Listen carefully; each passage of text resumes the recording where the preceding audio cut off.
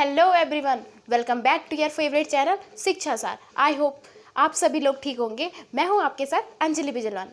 हम पढ़ रहे थे क्लास 11 से chapter number 1 which is some basic concept of chemistry, जिसमें हमने अभी तक जितने भी बेसिक कॉन्सेप्ट है उनके ऊपर बात करी। जैसे मैटर क्या है, classification of matter, chemical classification of matter, physical classification of matter ना। उसके बाद में हमने समझा कि जो फिजिकल और केमिकल प्रॉपर्टीज़ होती है मैटर की वो क्या होती है, उसको हमने डिटेल्स में समझा ना। उसके बाद में हमने क्या देखा, कुछ prefixes use in SI system. 7 basic SI units थी जो हमारी, और जो हमारे प्रीफिक्सेस थे वो यूज़ कहाँ होते हैं, किस तरीके से उनका हम देखते हैं, उसके मल्टीपल देखे हमने, उनके सिंबल्स को समझा। इसके अलावा हमने फिर बात करी मैटर के मेज़रमेंट की, यानी कि हम जो मैटर की बात कर रहे हैं, ठीक है।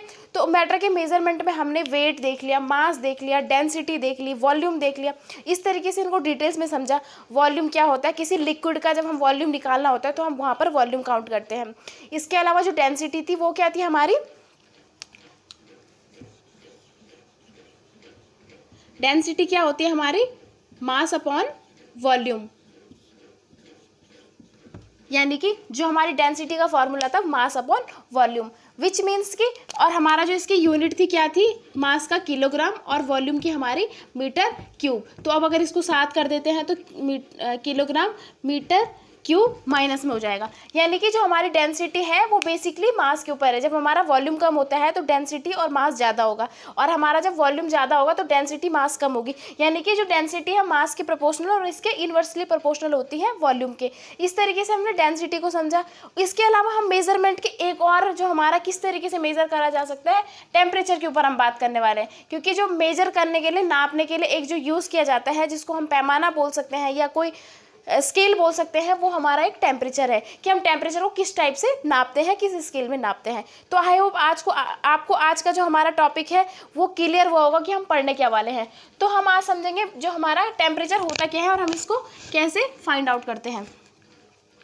वीडियो को स्टार्ट करने से पहले अगर आप हमारे चैनल पर नए हैं तो चैनल को लाइक, शेयर एंड सब्सक्राइब जरूर करें, बेल आइकन जरूर प्रेस करें ताकि हमारे वीडियोस की नोटिफिकेशन आप तक पहुंचती रहे। चलिए इसी अच्छी बात के साथ आज का टॉपिक स्टार्ट करते हैं। चलिए,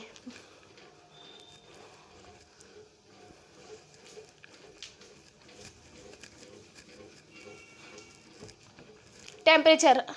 अब हम समझेंगे टेम्परेचर यानी कि तापमान किसी भी चीज़ का। अब अगर आप इन्वायरमेंट में रह रहे हो, कोई भी हमारे पास चीज़ है, मैटर है हमारा, ठंडा गर्म, इन सब चीज़ को हम टेम्परेचर बोलते हैं। अगर हम किसी चीज़ को ठंडा बोल रहे हैं तो हम उसका टेम्परेचर देख के ही हम उसको ठंडा बोल रहे हैं या फील करके बोल रहे हैं। तो इस टेम्परेचर को हम कैसे मेज़र करते हैं, इन स्केल्स को हम डिटेल्स में समझेंगे। तो होता क्या है टेम्परेचर में, there are 3 common scales to measure temperature: degree Celsius, degree Fahrenheit and kelvin.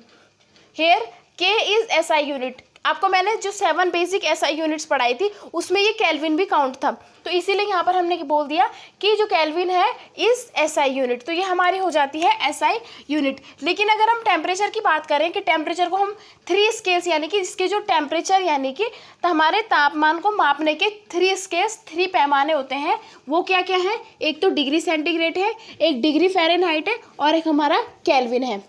I hope आपको ये बात समझ में आई होगी।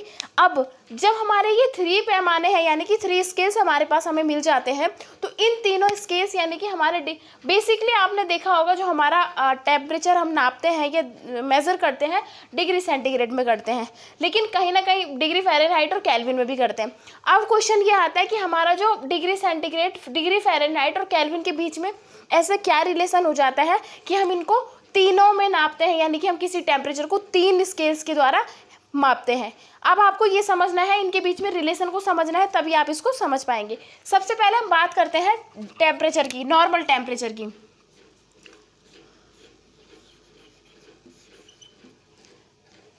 अगर हम टेम्परेचर की बात करें फ्रीजिंग टाइम की, यानी कि जो हमारा पानी जो फ्रीज होता है वो कौन से टेम्परेचर पे होता है, उसका एक फिक्स है 0 डिग्री सेंटीग्रेड, है ना। इसके अलावा हम बात करें रूम टेम्परेचर की,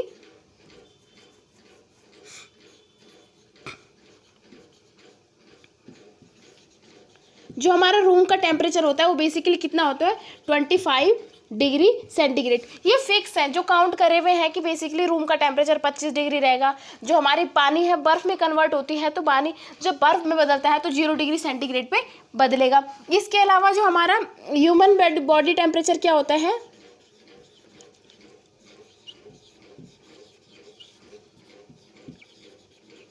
ह्यूमन बॉडी टेम्परेचर होता है 37 डिग्री सेंटीग्रेड। ये आपको याद रखना है कि ये जो हमारी जो स्केल है ये डिग्री सेंटीग्रेड का है, लेकिन ये डिग्री फ़ारेनहाइट में काउंट नहीं होगा। फिर इसके अलावा हम बात करें,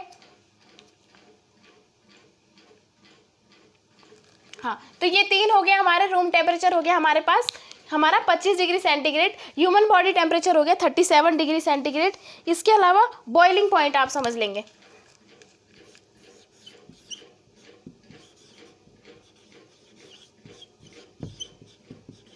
बॉइलिंग पॉइंट ऑफ वाटर, यानी कि वाटर का जो बॉइलिंग पॉइंट होता है वो कितना होता है, 100 डिग्री सेंटीग्रेड। अगर आप किसी पानी को ले रहे हो और उसको बॉईल कर रहे हो, वो कितने टेम्परेचर पे बॉईल होना शुरू होगा, 100 डिग्री सेंटीग्रेड। आई होप आपको ये जो बेसिक पैमाने हैं, यानी कि इन चीज़ों को आपने नॉर्मली याद रखना है। कई बार क्वेश्चन एग्जाम में आ जाता है कि human body temperature degree centigrade में बताओ, तो आपको पता होना चाहिए 37 डिग्री सेंटीग्रेड। इसके अलावा रूम टेम्परेचर पूछ लेता है तो 25 डिग्री सेंटीग्रेड। फ्रीजिंग टाइम, यानी कि फ्रीजिंग का जो टेम्परेचर है 0 डिग्री, और हमारा बॉइलिंग पॉइंट 100 डिग्री सेंटीग्रेड। अब हम बात करते हैं इनके बीच में रिलेशनशिप की। आप इसको नोट करेंगे, फिर हम आगे बात करेंगे।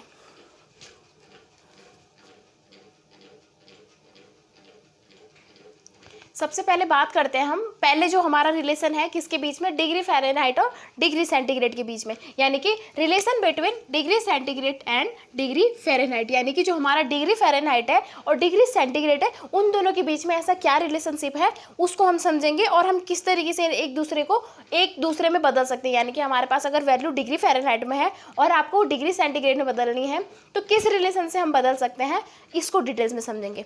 चलिए, जो हमारा डिग्री फ़ारेनहाइट और डिग्री सेंटीग्रेड के बीच में रिलेशन होता है, तो ये क्या होता है, degree Fahrenheit is equals to 9/5 degree centigrade 30 नहीं प्लस 32। यानी कि इन दोनों के बीच में क्या रिलेशन होता है, degree Fahrenheit is equals to 9/5, यानी कि 9/5 इंटू डिग्री सेंटीग्रेड प्लस 32। यानी कि जो रिलेशन होता है डिग्री फ़ारेनहाइट और डिग्री सेंटीग्रेड के बीच में क्या होगा, degree Fahrenheit is equals to 9/5 degree centigrade plus 32। यानी कि ये हमारा एक बेसिक जो हमारा मेन रिलेशन हो जाता है इन दोनों के बीच में। ठीक है, आई होप आपको ये वाली बात समझ में आई होगी कि ये क्या कहना चाह रहा है। अब सवाल ये आता है कि आपके पास क्या है, कोई भी वैल्यू दी गई है डिग्री सेंटीग्रेड में और आपको वो कन्वर्ट करनी है डिग्री फ़ारेनहाइट में। यानी कि आप नॉर्मल पहला क्वेश्चन ले लो यहाँ पर,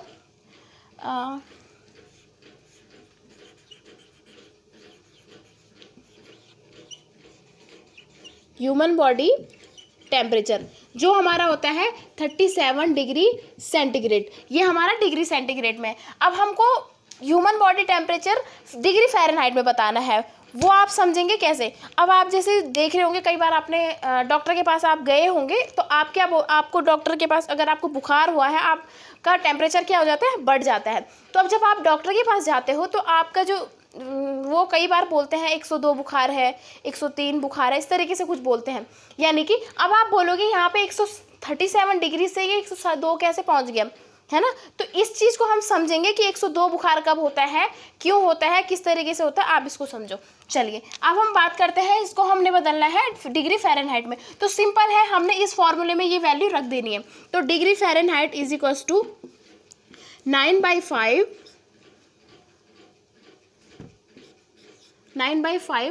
इंटू 37 प्लस 32। ठीक है, अब हम इसको समझते हैं, इसको हम कट करेंगे, कैसे करेंगे,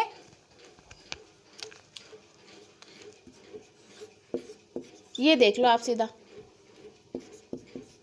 5 7 जा 35, पॉइंट लगा दिया, 0 हो गया, 5 4 जा 20, यानी कि ये कटेगा इससे, तो हमारा आ जाएगा 7.4।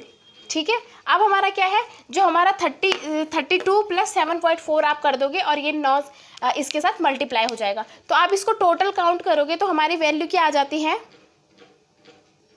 अच्छा, अब हमें क्या करना है, इन दोनों का मल्टीप्लाई करना है। तो आप इसको और सरल तरीके से लिखेंगे 9 × 7.4 + 32। अब जब आप इसका मल्टीप्लाई करोगे तो 9 4 जा 36 का 6 हासिल 3, यानी कि कैरी हमारा 3 होगा। 9 7 जा 63 + 3 66। ये तो हमारा ये हो गया। अब यहाँ पे एक जो मतलब यानी कि जो दशमलव लगी हुई है एक अंक के बाद है, तो यहाँ पर हम दशमलव इस तरीके से लगा देंगे। फिर हमारा 32 प्लस इसके साथ हो जाएगा। अब इसके साथ 32 प्लस करेंगे तो हमारा क्या हो जाता है, ये 8 6, यानी कि जो हमारी वैल्यू आती है 98.6, जो हमारा क्या है, डिग्री फ़ारेनहाइट की वैल्यू है ह्यूमन बॉडी टेम्परेचर की। यानी कि जो हमारे ह्यूमन बॉडी का टेम्परेचर डिग्री फ़ारेनहाइट में होता है वो कितना होता है, 98.6। अब आप बोलते हो कि हमारे पास कई बार बोलते हैं कि 102 बुखार है, तो ये टेम्परेचर जब हम डिग्री फ़ारेनहाइट में देखते हैं, डिग्री 2 3 डिग्री इस तरीके से बढ़ जाता है, तो 100 101 + 102 इस तरीके से बढ़ जाता है। ठीक है, आप इसमें एक और एग्जाम्पल से समझ लो। ये 37 है, अब आप इसको कर दो 40 डिग्री सेंटीग्रेडेड। ठीक है, यहाँ से आप 3 डिग्री बढ़ा दो, यानी कि ह्यूमन बॉडी टेम्परेचर 3 डिग्री बढ़ चुका है। अब आप समझेंगे इसको डिटेल्स में।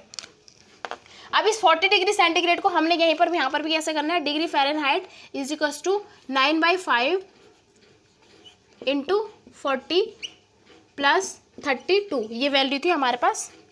40 डिग्री सेंटीग्रेड को कर रहे हैं हम कन्वर्ट। अच्छा,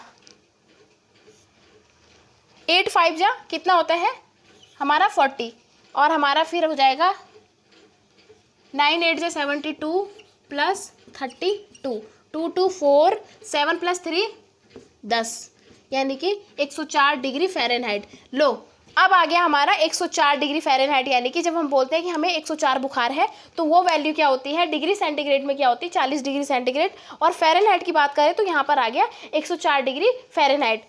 आई होप आपको ये बात समझ में आई होगी। तो अब हम समझते हैं एक और रिलेशन के बारे में, जो हमारा है केल्विन के बीच में और हमारा डिग्री सेंटीग्रेड के बीच में। अच्छा, अब हम बात करते हैं relation between kelvin and degree centigrade, यानी कि डिग्री सेंटीग्रेड और केल्विन के बीच में रिलेशनशिप। तो क्या होता है हमारा डिग्री सेंटीग्रेड और केल्विन के बीच में रिलेशन, तो केल्विन = होता है डिग्री सेंटीग्रेड प्लस 273.15, यानी कि जब हमको वैल्यू निकालनी केल्विन में, तो हमारी जो डिग्री सेंटीग्रेड की वैल्यू है उसके साथ हमें क्या करना है, 273.15 हमें ऐड कर देना है, तो हमारी जो वैल्यू होगी वो केल्विन में आ जाएगी। अब आप एग्जांपल से समझो, ह्यूमन बॉडी का टेम्परेचर क्या, आप रूम टेम्परेचर ले लो। ठीक है, हमारा जो रूम टेम्परेचर होता है वो अभी मैंने आपको बताया था 25 डिग्री सेंटीग्रेड। ठीक है, अब आपको इस 25 डिग्री सेंटीग्रेड को केल्विन में कन्वर्ट करना है, तो आपको यही फॉर्मूला लगाना होगा। केल्विन = यहाँ पर आप लिख लोगे 25 + 273.15, और हमारा ये क्या हो जाएगा, 5 + 3 8 7 + 2 9 और 2, और ये हो जाएगा इस तरीके से, यानी कि 298.15 ये हमारी वैल्यू है केल्विन में। ठीक है, केल्विन की वैल्यू ज़्यादा दिखती है और हमारी डिग्री सेंटीग्रेड की छोटी दिखती है। आई होप आपको ये बात समझ में आई होगी। अब हम एक और एग्जांपल के साथ समझते हैं। अब हम लेंगे बॉडी टेम्परेचर। चलो,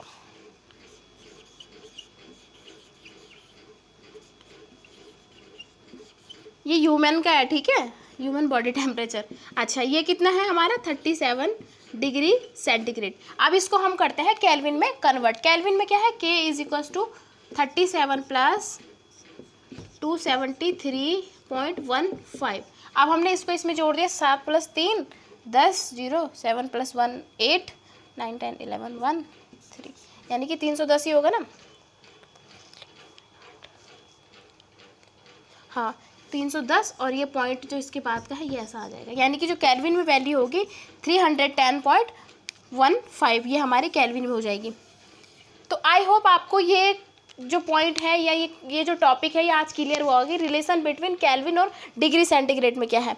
यानी कि जब हम किसी की वैल्यू केल्विन में काउंट करते हैं, केल्विन में निकालते हैं, तो हम क्या करते हैं, डिग्री सेंटीग्रेड के साथ 273.15 यानी कि 273.15 ऐड कर देना है हमें जो वैल्यू दी गई होगी, तो हमारी जो वैल्यू आ जाएगी वो केल्विन में आ जाएगी। और जब आपको क्या है डिग्री फ़ारेनहाइट में निकालनी है, तो डिग्री फ़ारेनहाइट का फॉर्मूला क्या होता है हमारा, 9/5 इंटू डिग्री सेंटीग्रेड प्लस 32। आपको ये फॉर्मूला तो याद रखना ही पड़ेगा। चलो इसको तो आप डायरेक्ट करोगे कि डिग्री सेंटीग्रेड के साथ अब 273.15 आप ऐड करोगे, लेकिन वहीं अगर हम बात करें कि अगर हमारे डिग्री फ़ारेनहाइट में वैल्यू निकालनी है तो आपको 9/5 इंटू डिग्री सेंटीग्रेड प्लस 32, इससे हमें इस फॉर्मूले के माध्यम से आपको निकालना पड़ेगा जो टेम्परेचर डिग्री फ़ारेनहाइट में। आई होप आपको ये बात समझ में आई होगी।